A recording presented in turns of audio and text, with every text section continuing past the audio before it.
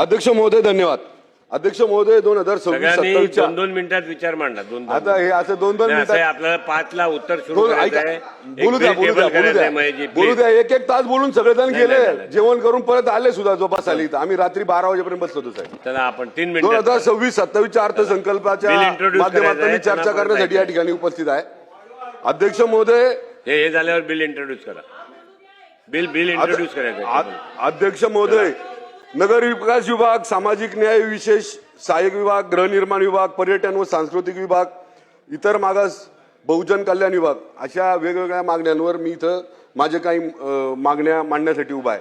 अध्यक्ष महोदय, मी पिंपरी चिंचवड महानगरपालिकेतला एक लोकप्रतिनिधी म्हणून मी माझ्या शहरातल्या काही प्रमुख मागण्या या ठिकाणी मांडतोय. त्याचबरोबर श्री क्षेत्र संत तुकाराम महाराज आणि श्री देऊ आणि जगद्गुरु संत ज्ञानेश्वर महाराजांचं ज्ञानेश आळंदी या माध्यमातून काही मागण्या मी या ठिकाणी मागणार आहे. अध्यक्ष महोदय, नगर विकासच्या माध्यमातून पिंपरी चिंचवड शहराकडे दुर्लक्ष केलं जात आहे. अध्यक्ष महोदय, मागल्या काही दिवसापासून आम्ही नगर विकासकडे काही प्रस्ताव महापालिकेनं इकडे पाठवलेले आहेत राज्य शासनाकडे. अध्यक्ष महोदय, पाणी पुरवठा आणि स्वच्छता या संदर्भामध्ये शहरातलं नागरीकरण वाढत असताना फार मोठ्या समस्या त्या ठिकाणी स्थानिक प्रशासनाला आणि विशेषतः तिथल्या नागरिकांना जास्त त्या भेडसावत आहेत. अध्यक्ष महोदय, पिंपरी चिंचवड शहरातील पाणी पुरवठा प्रकल्प अमृत 3 मध्ये पिंपरी चिंचवड महापालिकेनं राज्य शासनाकडे 2016 कोटीची मागणी केलेली आहे. त्या संदर्भामध्ये सरकारने लक्ष घालावं. पावना थेट जलवाहिनी प्रकल्पाचा DPR नव्याने सादर केलेला आहे. त्या संदर्भात सुद्धा 1015 कोटीची मागणी महापालिकेच्या माध्यमातून राज्य सरकारकडे केलेली आहे. त्याचा सुद्धा अंदाजपत्रकामध्ये सहभाग करून घ्यावा अशा संदर्भातली विनंती या निमित्तानं करतो.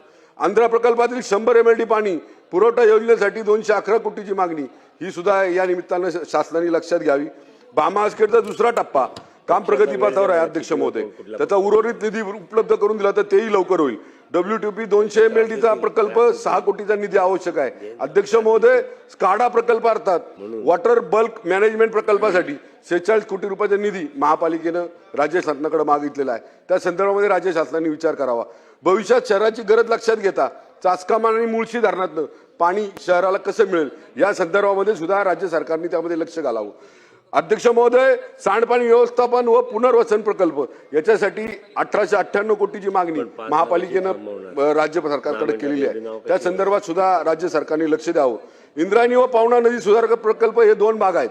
त्यामध्ये इंद्रायणी नदीसाठी 960 कोटीचा निधी उपलब्ध करून देण्यासंदर्भातली भूमिका राज्य सरकारने घेतलेली आहे. तो निधी राज्य सरकारने महापालिकेकडे द्यावा. पावना धरणासाठी 953 कोटीचा निधी त्यामध्ये आहे. जुने 14 STP आणि त्यासाठी 251 कोटीचा रुपयाचा निधी राज्य सरकारकडे महापालिकेने मागितलेला आहे. या अनेक याच्या संदर्भामध्ये मागणी करत असताना पर्यावरण संवर्धन कचरा व्यवस्थापनाच्या मोशीला सगळ्या शहराचा कचरा येतो. अध्यक्ष महोदय, आजूबाजूच्या सगळ्या नगर परिषदेचा कचरा त्या ठिकाणी येतो. त्याचं फेज 2चं काम अर्धवट आहे. त्याच्यासाठी काही निधी महापालिकेने या ठिकाणी मागितलेला आहे. अध्यक्ष महोदय 2-3 मुद्दे आहेत. जरा आळंदी सुद्धा बोलायचे. अध्यक्ष महोदय, पहिल्यांदा आळंदी नगरपालिकेत बहुमतानं आळंदीमध्ये नगराध्यक्ष झाला. अध्यक्ष महोदय, पिंपरी चिंचवड शहरामध्ये PMRD, रेड झोन अशा वेगवेगळ्या माध्यमातून त्या ठिकाणी एरिया. अध्यक्ष महोदय 2च मिनिटात. अध्यक्ष महोदय, PMRDचा एक धाडसी निर्णय या सरकारनं या आपलं विधानसभेमध्ये घेतला होता. अध्यक्ष महोदय, PMRD मधल्या सगळ्या ज्या पण फ्री प्रॉपर्टी आहेत त्या फ्री होल्ड करण्यासंदर्भातला निर्णय घेतला होता. अध्यक्ष महोदय, तो निर्णय घेतला असून सुद्धा त्याची SOP कुठली तयार नाही. राज्य सरकारने कुठली नियमावली तयार केलेली नाही. अध्यक्ष महोदय, ते जर केलं तर 1 लाख कुटुंबाला अध्यक्ष महोदय त्याच्यामधनं आपल्याला त्यातनं बाहेर काढता येईल आणि त्या 1 लाख कुटुंबाला त्याचा न्याय देता येईल. अध्यक्ष महोदय, रेड झोन आणि ब्ल्यू लाईन याच्यामध्ये काही आरक्षण आहेत. अध्यक्ष महोदय, ती आरक्षण स्थानिक शेतकरी ही महापालिकेला किंवा कलेक्टरांना ती हँडओव्हर करत नाहीत. त्याच्या मागचं कारण हे आहे. अध्यक्ष महोदय, तिथला रेडी रेकनर कमी असल्यामुळं, तिथला त्यांना मिळणारा परतावा कमी असल्यामुळं ती लोक ती जागा देत नाही. अध्यक्ष महोदय, याच्या संदर्भात सुद्धा आम्ही वारंवार सभागृहात बोललेलो आहे. अध्यक्ष महोदय, हे जर झालं तर पिंपरी चिंचवड शहरातल्या जे रस्ते ज्याच्यावर ट्रॅफिक ज्या आरक्षण आहेत, जी रेड झोन मध्ये आहे, ब्ल्यू. अध्यक्ष महोदय 2च मिनिटं. अध्यक्ष महोदय एकच विषय. अध्यक्ष महोदय, जेन्युइन आर्म मध्ये 2007 पासून एक स्कीम आमच्याकडे चालू आहे. गृह प्रकल्पाची. अध्यक्ष महोदय आज एक पूर्ण नाही. मध्यंतरीच्या काळामध्ये आम्ही या सभागृहामध्ये मागणी केली होती, यामध्ये राहणाऱ्या प्रत्येक आर्थिक दुर्बल घटकाचा, ज्या त्या ठिकाणी राहतात लोक, त्यांचा टॅक्स माफ करावा अशा संदर्भातली मागणी केली होती. अध्यक्ष महोदय ती सुद्धा अर्धवट राहिलेली आहे.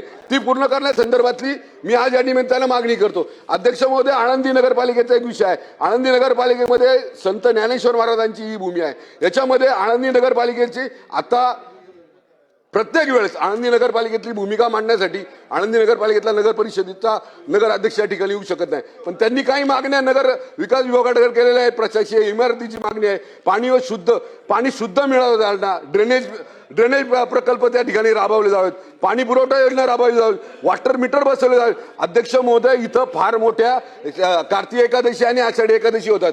अध्यक्ष महोदय, या ठिकाणी अध्यक्ष महोदय दोनच मिनिटं. अध्यक्ष, दोन मुद्दे राहिले, दोन मुद्दे. अध्यक्ष महोदय, दोन मुद्दे राहिले, दोन मुद्दे फक्त. 5 ला रिप्लाय सुरू करायचा आहे. अध्यक्ष महोदय, 5 वाजता रिप्लाय सुरू करायचा आहे ना बाबा. 2027च्या अर्थसंकल्पातील मागण्यावरील नगरविकास व लिहून द्या ना, गृहनिर्माण लिहून देऊन टाका, लिहून द्या ना. तर कसं करणार मामा? चला ठीक आहे, बसा, मांडू द्या त्याला. मग आता सगळ्यांना पाहिजे तेवढी वेळ. संत ज्ञानेश्वर महाराजांच्या आळंदीमध्ये पावनभूमीमध्ये अध्यक्ष महोदय आषाढी एकादशी आणि कार्तिक एकादशीला अनेक भाविक त्या ठिकाणी येतात. अध्यक्ष महोदय, त्या ठिकाणी नगर परिषदेचा निधी कमी पडतो. अध्यक्ष महोदय, राज्य सरकारने त्या ठिकाणी निधी दिला पाहिजे. अध्यक्ष महोदय, आळंदीमध्ये वाढत्या वेळेत असणाऱ्या ज्या पण काही समस्या आहेत त्याच्या संदर्भामध्ये राज्य सरकारने निधी दिला पाहिजे. अध्यक्ष महोदय, त्या ठिकाणी तीर्थक्षेत्रामध्ये सीसीटीव्ही बसवले पाहिजे. अध्यक्ष महोदय, या ठिकाणी माझ्या शेजारी काही बसलेले आहेत, त्यांच्या रयतेचे राजे छत्रपती शिवाजी राजे यांची पत्नी आदरणीय इंगळे परिवारातील गुणवंतता इंगळे यांची 15 एप्रिल 1656 रोजी झालेल्या ऐतिहासिक विवाह सोहळ्यास 370 वर्ष पूर्ण होतात. अध्यक्ष महोदय, त्या निमित्तानं सुद्धा महाउत्सव त्या ठिकाणी व्हावा अशा संदर्भातली मागणी मी या ठिकाणी करतो. धन्यवाद. धन्यवाद. राजेश मोठे. अध्यक्ष महोदय, 2026